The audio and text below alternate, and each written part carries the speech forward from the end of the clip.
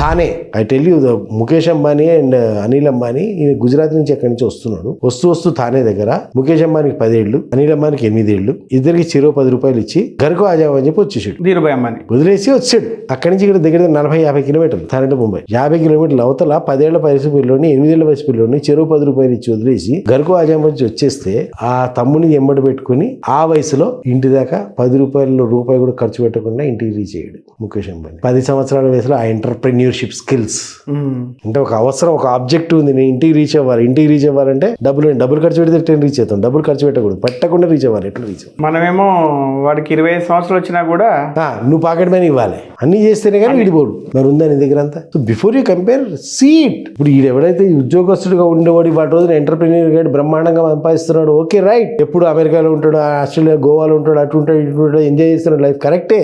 ఈ మధ్య పీరియడ్ లో చాలా అప్స్ అండ్ డౌన్స్ వచ్చినాయి అన్న.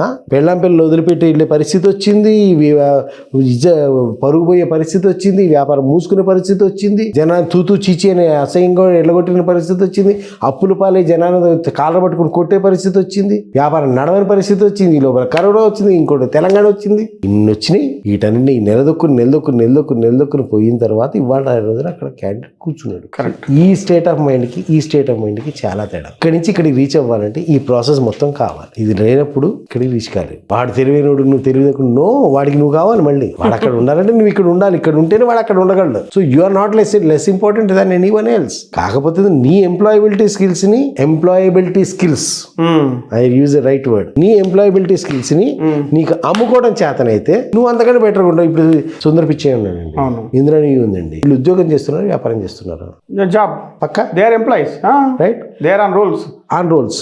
ఈ ఆన్ రోల్స్ ఉన్న స్టేటస్ కొన్ని కోట్ల మంది బిజినెస్ మెన్ కంటే బెటర్ ప్లేస్ కదా. మరి ఉద్యోగం తప్పని ఎట్లా అంటావు? Coming back to your question, ఉద్యోగం నుంచి జాబ్కి ఎప్పుడు షిఫ్ట్ అవ్వాలి అంటే నీ మైండ్ సెట్ షిఫ్ట్ అయినప్పుడు షిఫ్ట్ అవ్వాలి. It's not when you are having money. మీ దగ్గర మనీ ఉన్నప్పుడు షిఫ్ట్ అవ్వకూడదు, మనీ ఉన్నప్పుడు షిఫ్ట్ అయినా పోతాయి. నువ్వు ఉద్యోగస్తుల మైండ్ సెట్ నుంచి వ్యాపారస్తుల మైండ్ సెట్లు లేవు. తెల్లాలేస్తే ఇప్పుడు ఉద్యోగస్తుల మైండ్ సెట్ ఏంటి?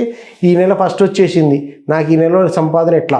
నాయన వీడికి సంవత్సరం పాటు సంపాదన లేదురా బాబు, నెల తిరిగితే నీకు ఏం చేయాలో తెలియదు. వీడి సంవత్సరాల తర్వాత సంపాదన లేదు వీడి దగ్గర. Actually surviving and not only surviving is taking care of so many families. వాడికి లేకపోయినా వీళ్ళు పోషించాలి. నీ వల్ల ఇద్దా? పోనీ చాలా సార్లు నీకు డబ్బులు రాకపోతే నేను ఎందుకు పని చేయాలి ఇక్కడ ఉద్యోగం అంటాం. మరి వీడు పని చేస్తుంటాడు, నిజంగా పని ప్రాజెక్ట్ సక్సెస్ అయిద్దా, ఫెయిల్ అయిద్దా, డబ్బులు వస్తాయా, రావా, పోతాయా, ఉంటాయా? నథింగ్.